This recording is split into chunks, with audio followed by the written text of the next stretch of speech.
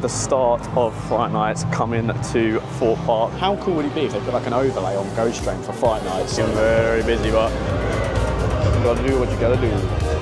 Hey! Hello there guys, welcome back to CoasterHype. Troy here, and I've come to Thorpe Park this afternoon for the last of the summer nights. It's the 31st of August. They're open until 9 o'clock tonight. So we're gonna get some night rides in. I've just arrived, it's about 4:30, 5 o'clock, just to get some night rides in. I was at Chessington this morning to get on some rides and some coasters, also check out their summer festival, but now we're here at Thorpe Park for summer nights. Of course, the most exciting thing is gonna be getting on Hyperia in the dark. It's very busy today, just like it was at Chessington, so I mean, it's the last weekend before summer holidays finishes, so it's no surprise. But the other exciting thing that I'm gonna be checking out today, the start of Fright Nights coming to Thorpe Park again. We've currently just got Stitches here getting set up ready for 2024 Fright Nights, which is exciting. I really enjoyed this maze last year. I'm wondering how they're going to mix it up. I mean, even if they don't and they keep it very similar, I would still enjoy it. Another Fright Nights maze that is pretty much confirmed to be returning is Trailers. Now this has been here, I think, it's already done its 3 years. Normally mazes tend to rotate after 3 years, but this will be its 4th year if it does come back this Fright Nights. I'm not complaining, I really do like it, and I like the amount of variation. There's like 10 different rooms, they're all slightly different, themed to different movies. However, I think they need to mix it up a little bit. It'd be cool if there's some new scenes, maybe one of the rooms gets switched out, just something a little bit different. In other Fright Night news, we've got the stage here. Actually moved sides. Last year it was over here. It's been moved here. This was Lucifer's Lair last year for Fright Nights. I imagine it might be used in Oktoberfest coming up in the next month or so. But for now, we're advertising Fright Nights. Nothing here yet, obviously it's a bit early days, still being August. It's just come to me actually whilst looking at the stage there, being so close to Ghost Train. How cool would it be if they put like an overlay on Ghost Train for Fright Nights, like to take it one step higher, like more live actors, more jump scares. I think that'd be something cool. Obviously they're opening another maze this year, so maybe they don't have like the extra staff, but just a cool idea to sort of up things for Fright Nights. It's interesting to see that Black Mirror Labyrinth is now getting ready for Fright Nights. It's confirmed it is going to be a new maze. So that'll be interesting. And of course, next year, we've got the removal of Slammer definitely happening. It's got planning permission. So it'll be interesting to see what they do with this area. Wouldn't be surprised if they just put a new flat here, which is kind of the common theory, and then keep that for scare mazes, because it's a good area for scare mazes. We've had Cabin in the Woods, the Passing, which I remember, I was a lot younger then, but it was good fun, the Passing. And then it's been used most recently, obviously, as Black Mirror.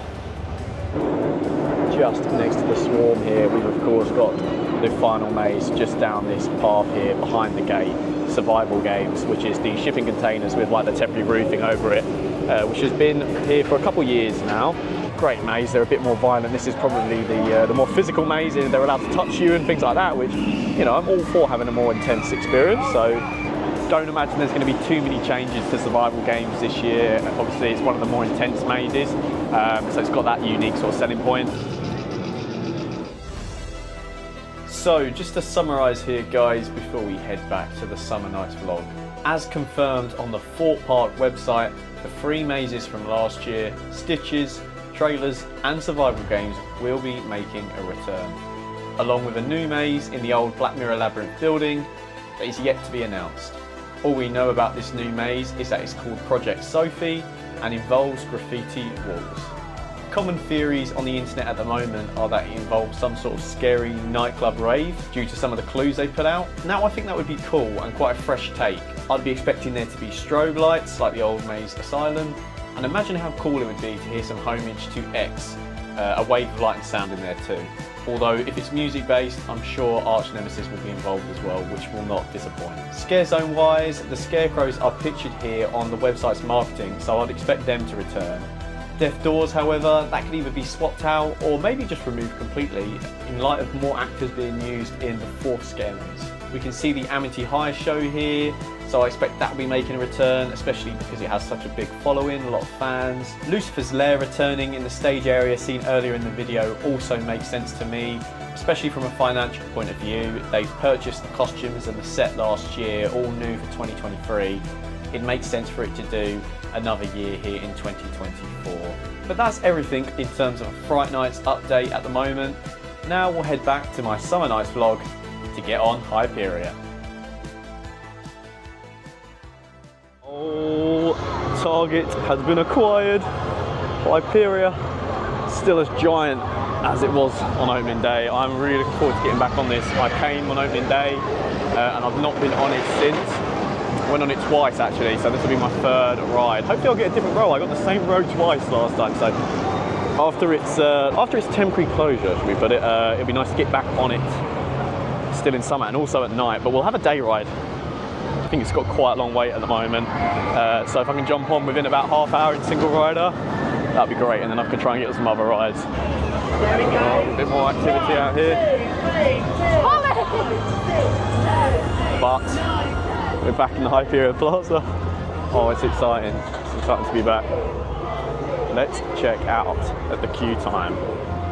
1:20. I reckon it might, towards 9 o'clock, get a little bit quieter, but come on, single rider, treat me well. The stage is gone, obviously, that was where all the shows were taking place. It's just been left empty. Hopefully they'll put something there, maybe a prop or a statue or something, that'd be quite nice.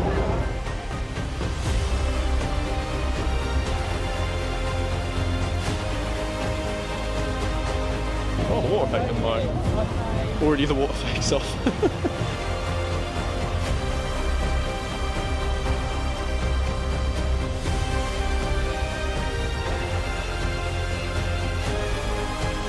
Back row, baby, let's go! It only took about 30-40 minutes in the single rider as well. Absolute win. Got so whipped over the lift hill on that back row. Oh my god, what a good ride. I've forgotten how whiffy that drop is. Definitely the best drop I've ever done. But obviously best coaster in the country without a doubt. Like, whew, it takes your breath away. So much fun on there. It's definitely a back row ride.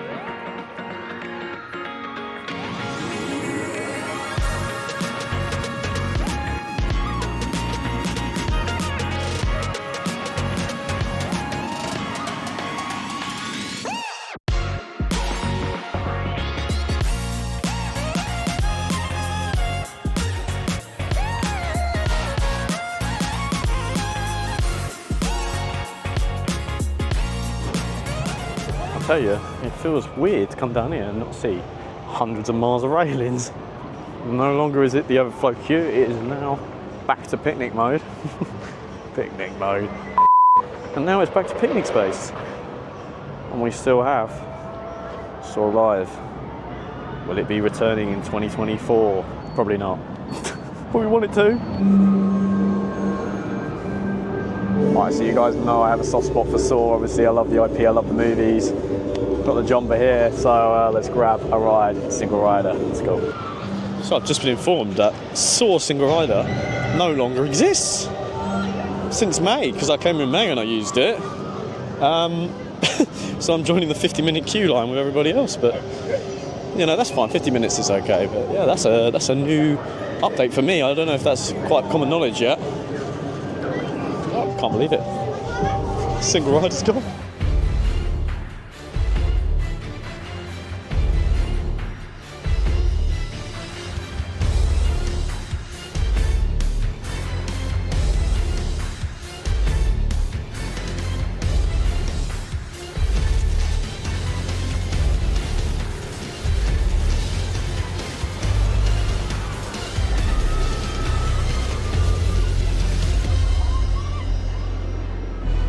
There's my guy.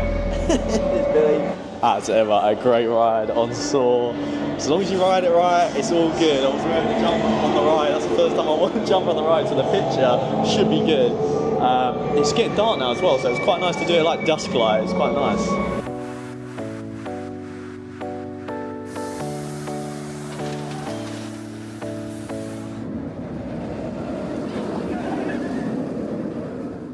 I'm worried that they're going to shut the Hyperia queue early, so it's like 7:45. I think I'm going to just join the single rider now. It'll get darker in the half hour it takes me to get on it, just because the worst case scenario is I come back at like 8:30 and they're like, no, we're closing now, mate. It's looking very busy, but you got to do what you got to do.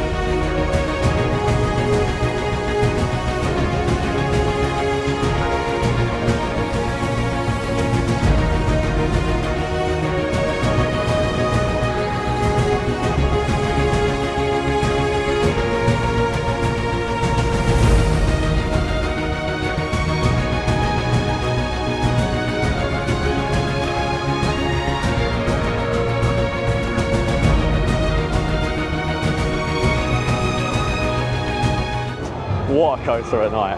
Well worth it. It's gone 9. In the single rider queue I was there for about an hour, so I joined just before 8, so I've missed getting on another rider, maybe Colossus or Nemesis, but that doesn't matter because I got on Hyperia at night in the pitch black with all the lights going. I was like row 8 I think, so quite a lot of whip as well still, just like 10, row 10 earlier today. But wow, just look at it lit up. It's beautiful at night, and the ride just makes it a little bit better, just a little bit better. Outer bank turn, you're kind of just like hanging into the dark with the trees. Yeah, it's really good fun. Definitely worth it. Now look, it's emptied out the queue. It was 3 hours when I joined, which was not long after before they closed it.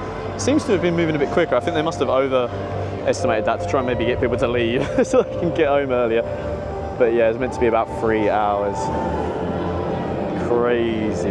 Everyone wanted that night ride. And the next time we're going to see it in the dark will be Fright Nights. It's well worth coming just for that, really. Obviously I got the day ride in, I got a couple of other rides in, a few other coasters, but that was the reason, and wow.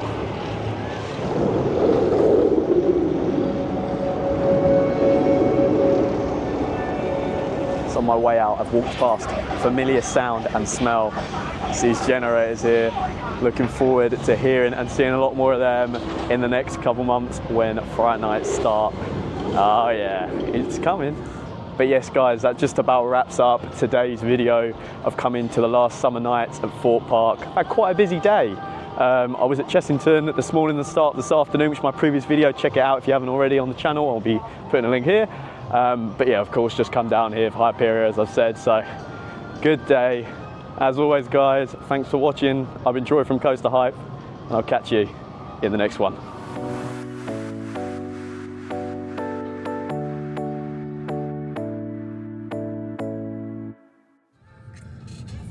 Oh, the fun of leaving at closing time.